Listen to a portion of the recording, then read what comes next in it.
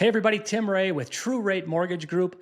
Let's keep this quick and casual like we always do. Stocks and mortgage bonds. First up, stocks. They're flat, no fireworks here, but mortgage bonds are ticking higher. We're having a really strong day on the bond market. And why is that? Well, this morning's May ADP employment report pulled back the curtain on the so-called strong labor market we've been hearing about. Newsflash, it's not as sturdy as we thought it was. Now, let's actually break down what's in that ADP report that came out today. ADP reported only 37,000 new jobs in May. Now, that may not sound bad, except for the fact that they were expecting 115,000.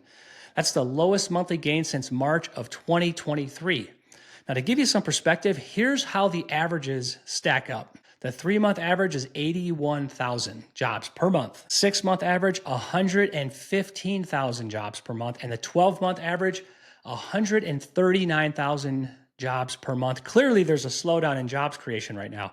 And that matters a lot to the bond market, and I'll explain that. ADP's head economist, Nella Richardson, I think I'm saying the name right, said, after a strong start to the year, hiring is losing momentum. You think? The biggest loser? Small businesses. Businesses with 1 to 49 employees, they actually cut 13,000 jobs. Large firms with 500 or more employees cut 3,000 jobs, and only the medium-sized businesses with 50 to 500 employees added 49,000 jobs, which is decent. Now, let's take a look at something that I find interesting, which is the industry breakdown of jobs. Good producing companies like goods, you know what I'm talking about, they're down 2,000 jobs. Service providers, they're actually up 36,000 jobs. But 5 industries, natural resources, mining, manufacturing, trade, transportation, utilities, professional business services, education, and even health services. All of these industries posted losses in the jobs department.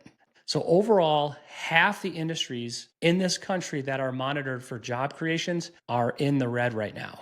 The other thing that we're going to look at, or that they look at, I should say, is the paychecks, the wage growth. They look at job stayers. People who kept the same job saw their pay go up 4.5% year over year. That's unchanged from the last report, but it's still the lowest since 2021, actually June of 2021. Now, job changers, people who jumped to a new job or got poached by a recruiter, earned 7% more. So if you want to make more money, leave your job right now. I think that's what that means. Now, bottom line here, wage growth is cooling. Combine that with tariff uncertainty. The labor market is showing signs of a true slowdown. And that matters because as our labor market shows these signs of a slowdown, you would think that the bond market would react positively, which normally it will. Now, this Friday, there's a huge BLS jobs report. We're actually hoping that it's similarly sluggish, so bonds keep rallying and yields keep dropping. In lending, we're always monitoring mortgage applications to get a feel for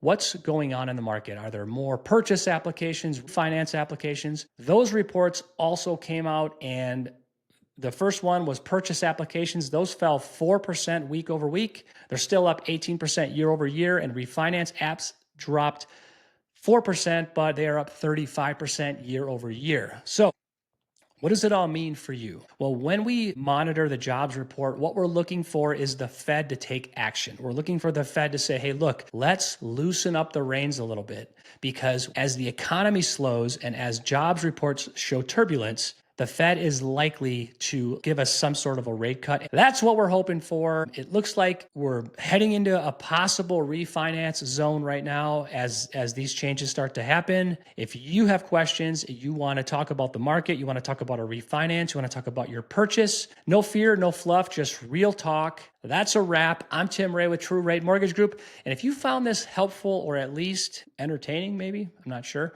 hit the like or the subscribe button. Drop any questions in the comment, or you can text me directly. You know my number. Have a great day, and we'll catch you next time.